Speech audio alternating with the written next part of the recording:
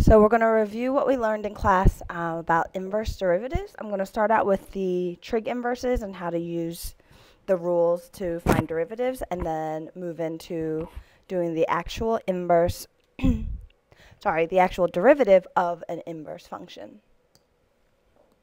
So first we'll look at the derivative rules, and what we have here is that the inverse sine function, which you can also write as arc sine. You'll see that instead. The arc is what means inverse.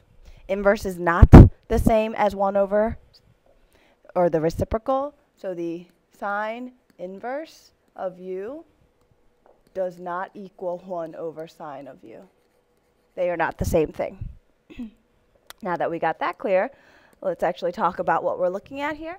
We have that the derivative is 1 over 1 minus u squared. Oopsie. So this is your inside. And this is the derivative of the inside. And the rest of that is what we would consider in class the derivative of the outside.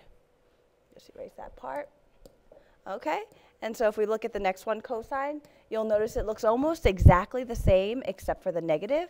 And then same thing here. This is what we consider the inside, and then this again is the derivative of the inside.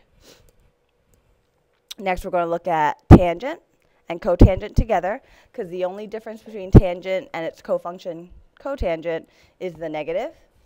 And then the very last one, and actually I'll highlight one more time, your insides. That's where your inside would go. And then the last two are secant and cosecant, and same thing. The only difference is the negative. And you end up having two inside functions that you have to place all there. All right, so we are going to use our rules to find the actual derivative of a function.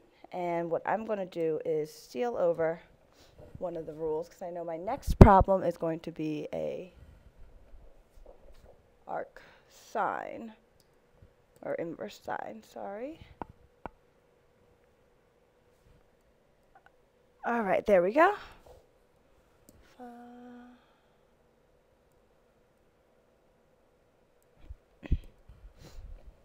Okay, so here's our function.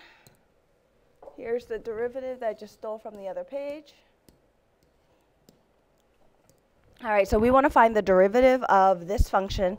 And I took this problem out of the book because a lot of people didn't notice that that t is actually not underneath the square root. It's actually only the square root of 2. So the derivative would be, you want to use your rule. So in blue, I'm going to do just the derivative of the outside. 1 over the square root of 1 minus blank squared. That u squared, that blank is where I'm going to put my inside function, which is root 2 times t. And then on the outside, in orange, I'm going to put the derivative of my inside, which the derivative of this function is only root 2. So what we end up with in the next line would be that y prime is equal to root 2 over the square root of 1 minus, well, root 2 squared is 2, t squared is t squared. And so I think a lot of students had the wrong answer for this one, only because of the mix-up for the square root of 2 and the root of t not being there. The next problem we have is a tangent problem. There it is. So the rule is that the derivative of tangent inverse of u is 1 over 1 plus u squared times du dx. So the derivative of this would be 1 over 1 plus u squared times du dx. The derivative of t over 2 is 1/2.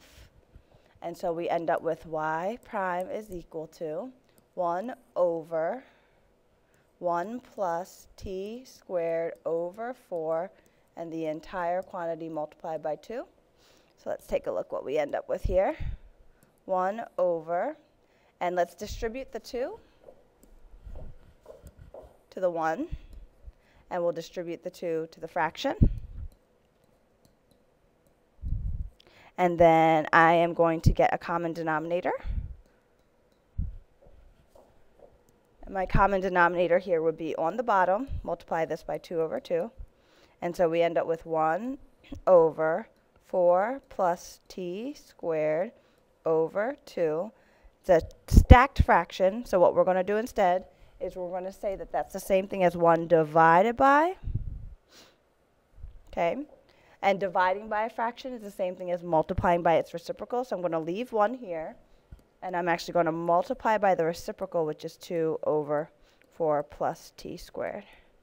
So I actually end up with 2 over 4 plus t squared, as long as I didn't make any arithmetic mistakes, which sometimes happens. So that's how you would use your inverse trig rules. Now,